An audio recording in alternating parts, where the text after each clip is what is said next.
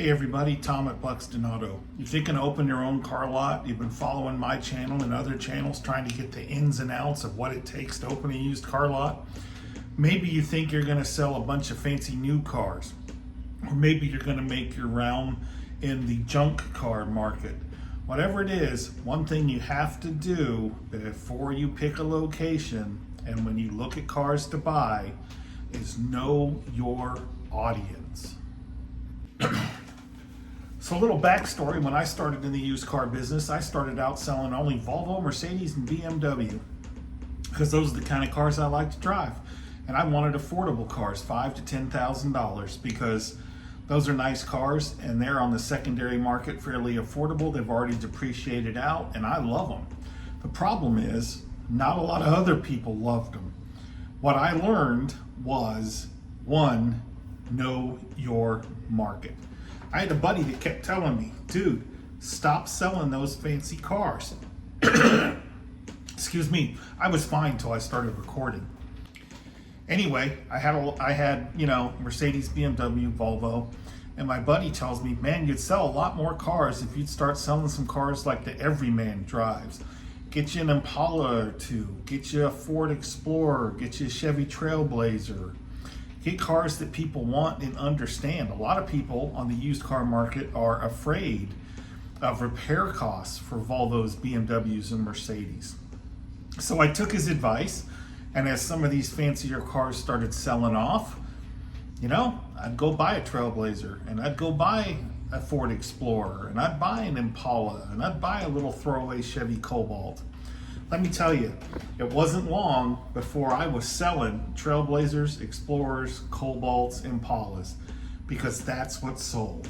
And they were inexpensive. So what I've learned, and I've learned it the same way maybe many of you are, I watched other people on YouTube.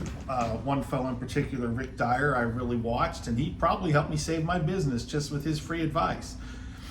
I started doing buy here, pay here, and I started selling affordable American-made cars. Now, was my lot as pretty? Nope. But you know what? My lights were still on, my bills were paid. What he says and what everybody says that has done this will tell you, there are a lot more people out there that have $5,000 to buy a car than $10,000. So my max, generally, when I'm buying cars to resell, unless it is a killer deal that falls in my lap, I work on cars that are $4,000 to $6,000. My average is probably $5,000. I do a lot of $3,500 cars. Occasionally you'll see me with a much more expensive car, but that's generally one that came in off my wanted ads or off my website that needed some work and that we can make great margin on, so we'll go ahead and buy. But those also take longer to sell. So I don't know, maybe I'm better off with the cheap cars.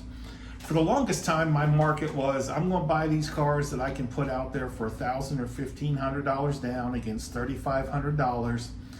And as quick as I got those cars in, they were sold. The problem is COVID.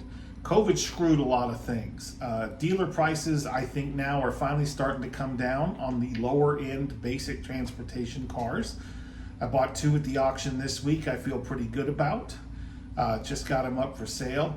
But still, my best deals are not coming from the dealer auction, and that's a whole nother video, guys. People think because you're a licensed dealer, you go to the car auction, you buy your car, and you're gonna make a handful of money. And that's just not it. But that's a tangent I'm getting onto, and I apologize. Hey everybody, this is Tom. If you're still watching my video, that means you're watching this plug.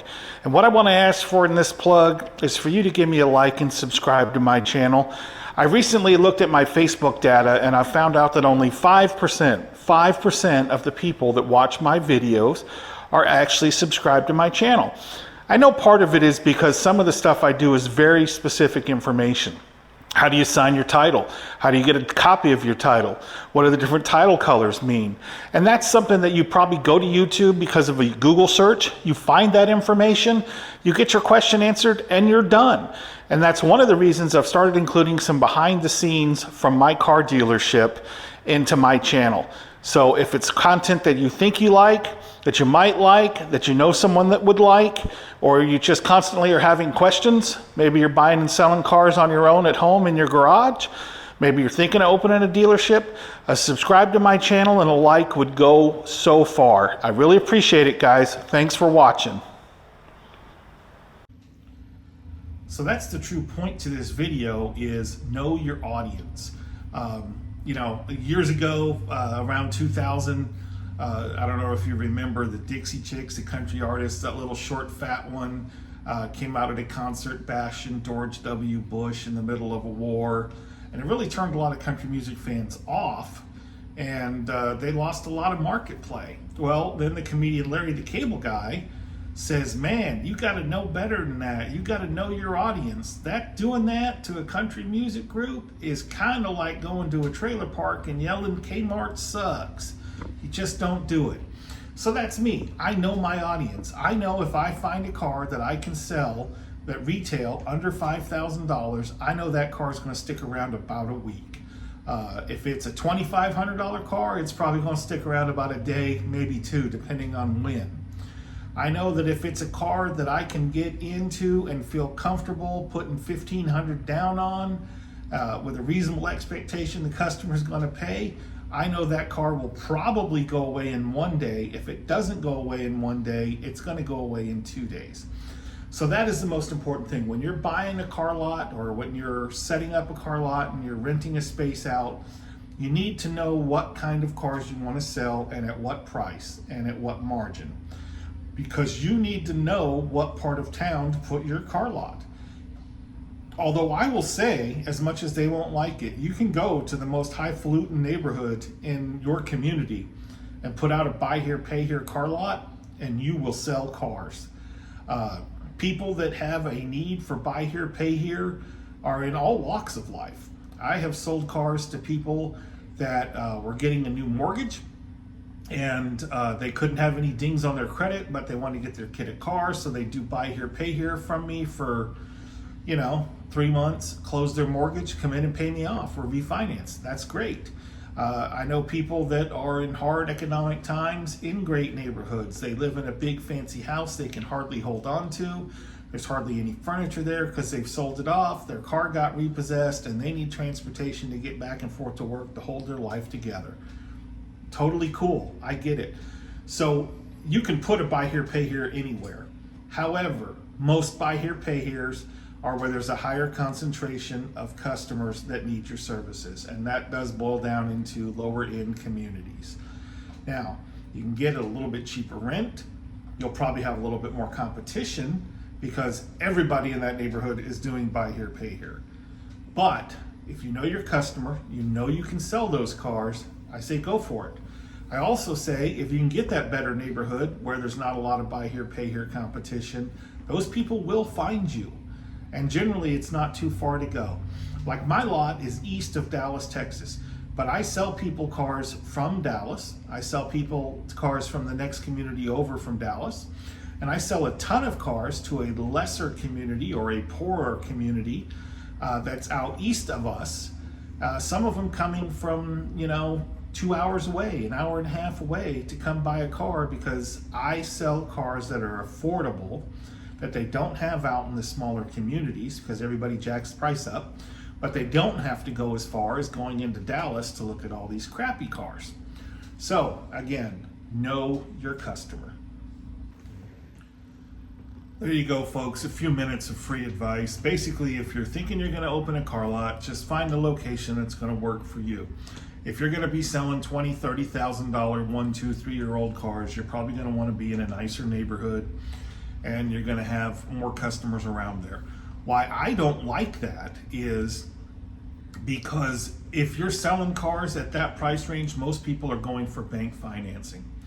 So if they can get bank financed, they can go buy a car anywhere. Okay, they got good credit, they can go buy a car anywhere. What I like about the cheaper cars is at the $5,000 price point, there are a whole lot of customers that have $5,000 or can scrape $5,000 together to buy a used car for their kid or a secondary car, and the husband gets the buy here, pay here car. The wife gets the new car, and he uses it for transportation back and forth. So there are a lot of people that can afford $5,000.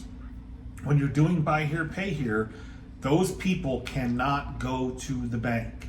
So you have a smaller group of people that need your services and are serviced by, let me rephrase, you have a larger group of people, the people with bad credit or credit problems.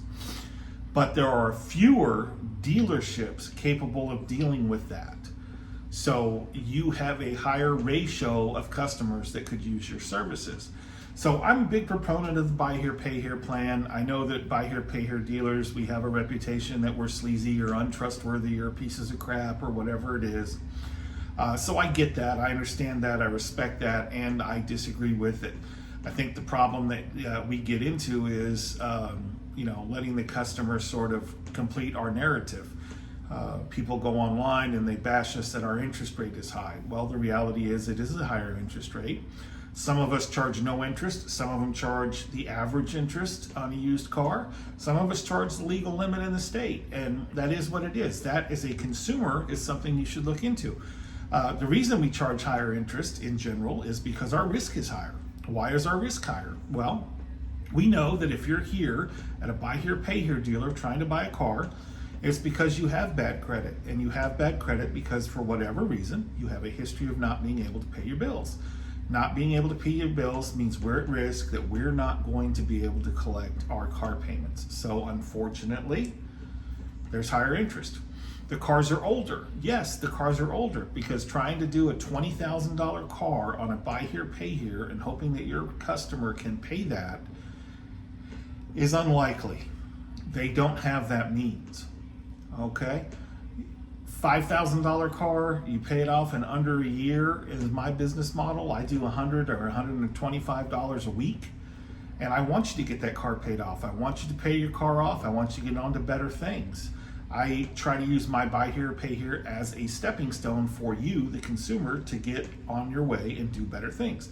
So if you are going to be a new dealer and you're going to be doing buy here, pay here, let me first suggest, one, don't do buy here, pay here initially. Just sell some cars, sell you 10, 20, 30, 50 cars. Get an understanding of how it works, what repair costs are going to be, and things like that. And then flip the switch and start doing some buy here, pay here.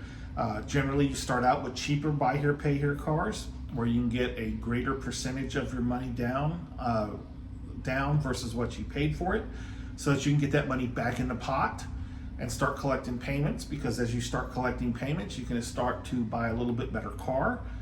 And from a little bit better car, you can get a little bit better down, you can get a little bit higher payment, but you have to start somewhere. So unless you have super deep pockets, that is my advice. Start selling cars 5,000 or below. And then after you've done, 6 months of business or 50 cars or whatever the number is in your heart, switch over, start doing buy here, pay here. Guys, I do hope this is helpful to you. I got a new microphone to try out. Also, my daughter for Father's Day got me one of them light rings. I haven't set it up yet. I'm curious to see how it's going to go. I might need to put some powder on my head. I see the shine on my bald head here from the lights above. But anyway, I do thank you for watching my channel. I enjoy making the content. I think I'm helping out some people. I'm hoping that if you're going to be a new dealer, you're not going to be a sleazy used car dealer. You're going to do it right, treat your customers with dignity, and make money for you and get them on the right track. Thanks for watching, everybody. Have a good day.